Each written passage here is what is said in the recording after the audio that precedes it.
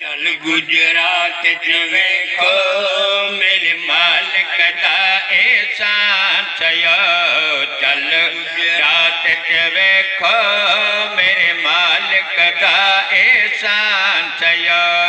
क्या बातां गुजरात दियां जिथे गुजरात दियां जिथे वसदे पीर पठान चयो।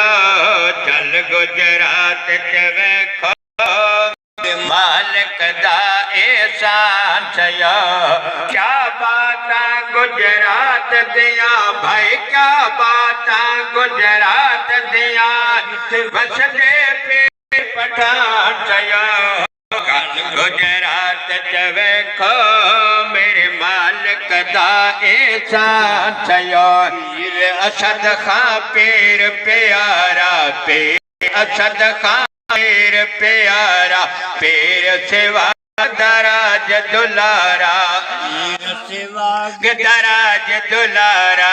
रात दिया वेले जारे रात दिया हर वेले जारे आप दाहे फैजान चयो।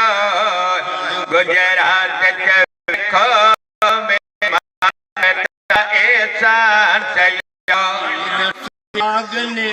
रंग लाया पीर सिवा रंग लाया अल्लाह दा दीदार कराया अल्लाह दा दीदार कराया।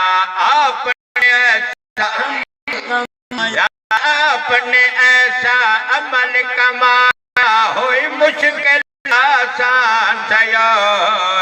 गुजरात च वेखो मेरे मालिक दा एहसान चयो।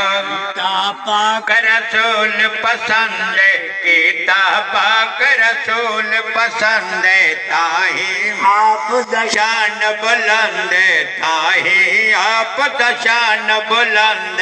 बरकत सबसे देख कर सबसे देख कबर दे रब तो मिले आशान चयो।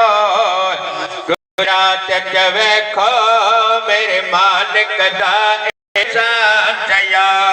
चढ़िया कलबत रंग कुराने चढ़िया कलबत रंग कुराने कल्ब भी होया इन नूराने कल्ब भी होया इन नूराने। दुनिया दे सब बंदे भूल गए दुनिया दे सब इन मिलिया रहमायो। गुजरात च वेखो मेरे मालिक दे एहसान चयो। नूर नजर रे अमजद खान भी नूर नजर रे आप दा दिल बर लज परवर है आप दा दिल बर लज परवर है। सुबहान अल्लाह उस सोहने दा सुबहान अल्लाह उस सोहने दा बाबे कोल मकान चयो। चल गुजरात च वेखो मेरे मालिक दा एहसान चयो।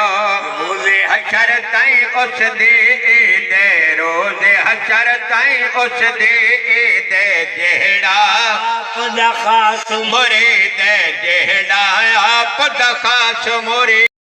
कबर हशर ते रोज क़यामत कबर हशर ते रोज क़यामत साईं हुस्न निगरान चयो। गुजरात च वेखो मेरे मालिक दा एहसान चयो। बाबे दी तस्वीर दादे बाबे दी तस्वीर ताहिर खान भी कामिल पीरे ताहिर खान भी कामिल पीरे। इंशाअल्लाह सोहना हो से इंशाअल्लाह सोहना हो से अमला मेरा चयो।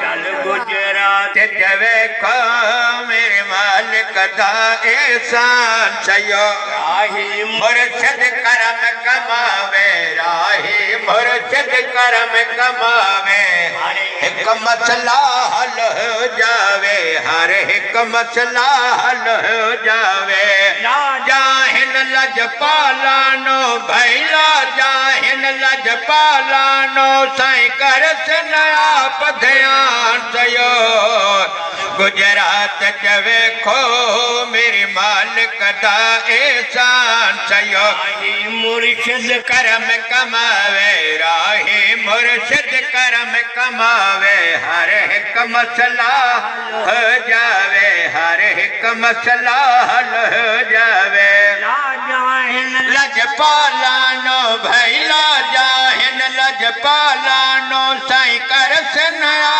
ध्यान गुजरात च वेखो मेरे मालिक दा एहसान सयो बातां गुजरात दिया भाई क्या बातां गुजरात दिया जिथे पीर पठान सयो चल गुजरात च वेखो मेरे मालिक दा एहसान सयो